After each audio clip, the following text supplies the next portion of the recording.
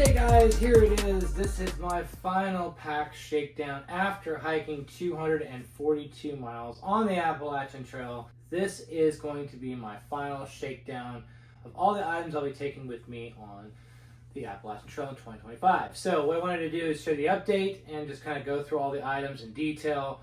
Again, if you're just joining this channel, welcome. We do gear updates, all kinds of things related to the Appalachian Trail. So if you're into that kind of stuff, consider subscribing. Again, let's go ahead and just run through the pack, what's in it, and then at the end we'll weigh this all in to show you how much all this stuff weighs. All right, starting with, I have the 10-liter HYPERLITE roll-down stuff sack with a Enlightened Equipment Enigma quilt, 30 degrees is inside of here.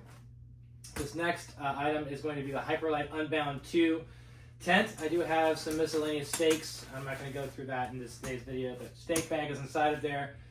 Quilt, tent, and then my sleeping pad is the Thermarest Neo Air X Lite with a FlexTail Zero pillow. That's going to be inside of a Montbell stuff sack. No surprise there. I have some material here wrapped with this cordage. I use this cordage to hang my backpack inside of a shelter, and I use this material, which you may or may not be able to see it. Very thin. I lay this down underneath my mat to give it that one extra layer of insulation if I'm in a shelter or inside my tent. I have the, no surprise here again, the Black Diamond Alpine Cork OG trekking poles. No surprise there. HYPERLITE Southwest 3400, the 55-liter pack. Also have a Gobi hygrometer attached to it with a little clip and such. So there you go. As we move over here, this is a Space Bear Bags poop kit. I do have the Apex Giant Dirt Diggler 6.5 inches. Fits just nice inside this pack. I have a Nalgene canteen for hiker trash type stuff. Don't drink out of that one. But for the bladders I do drink out of, I use the CNOC Vecto 3-liter water bladder, and I like this, the 28 millimeter. 3 liters is exactly what you need to camel up. I also use the Platypus Quick Draw. I've also used the Sawyer Squeeze as well. I'm starting to look at the Catadine Be Free. Probably be using that in the near future. We'll see. Have a collapsible bottle here by CNOC. I don't know if I can show you. I believe it's the Vesica. Yes, the Vesica. So I put my flavored drinks inside of here and connect it with the coupler link. I do have a couple extra lids as well as the coupler link to attach my water filter. Down below, this is a Thermarest closed cell, I guess it's Z-Sole. I basically cut down a small piece. This is all you really need for a seat. Works multi-purpose in a lot of different areas.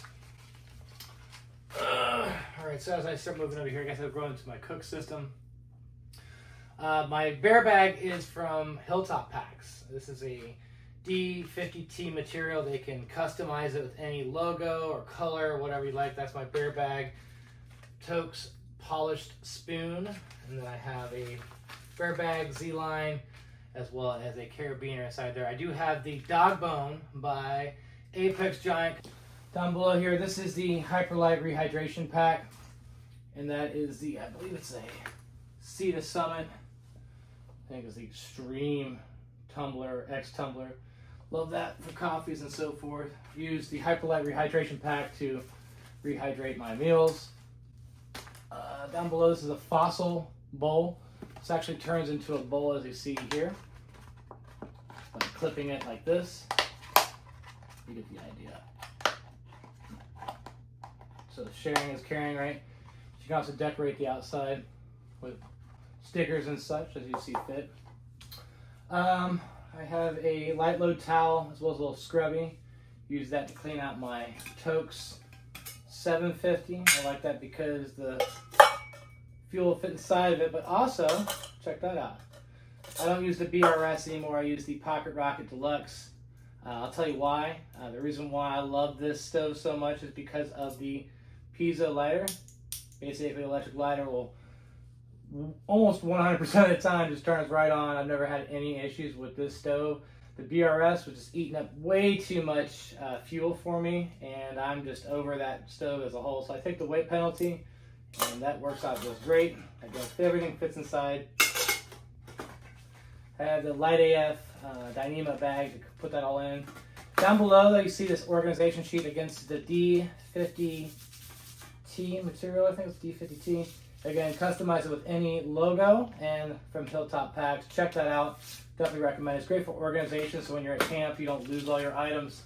It's real easy to do that and so forth, but if you have a habit of making sure all your items go on the organization sheet or this pack, as you see back here, everything works out great. I just did a video on what's in my ditty bag. I'm not going to cover that too much other than saying, here it is. I just did a video on that, so make sure you check that out in terms of an overview of what's in my ditty bag. So covering all that. Up here is the Dutchwear closed cell foam. I use this on the inside of my tent as an extra way when I'm stepping into the tent. Instead of having it right on the ground, I use that to step inside it. These are the Swedish dishcloths though, guys. If you guys are going to get anything, these are relatively cheap items. I have an inside and outside cloth. Obviously this is to wipe down my tent and get any moisture off of it.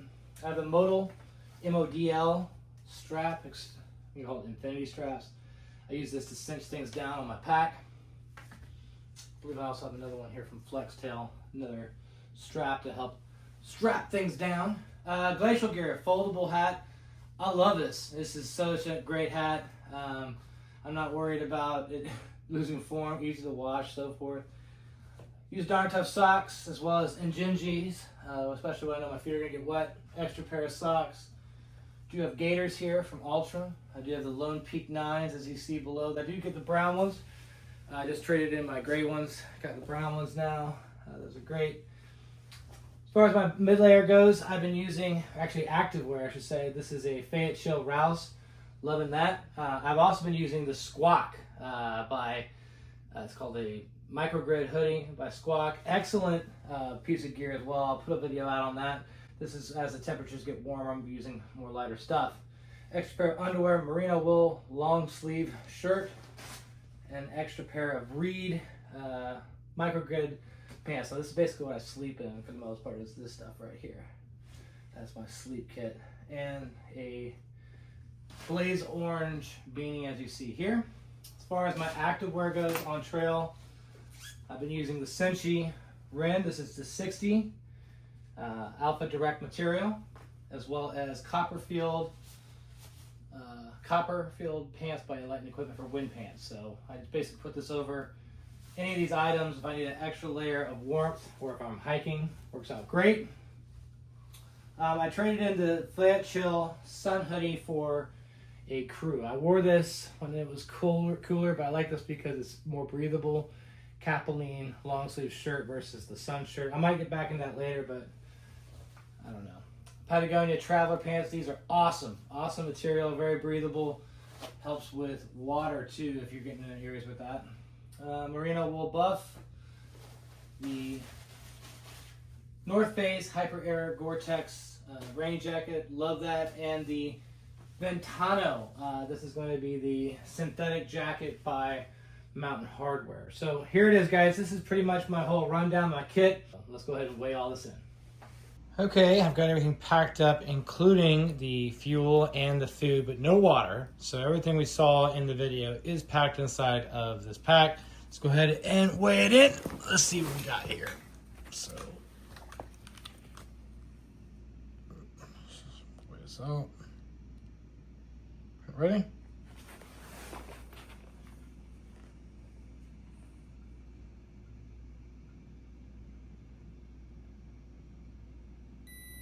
$21.2.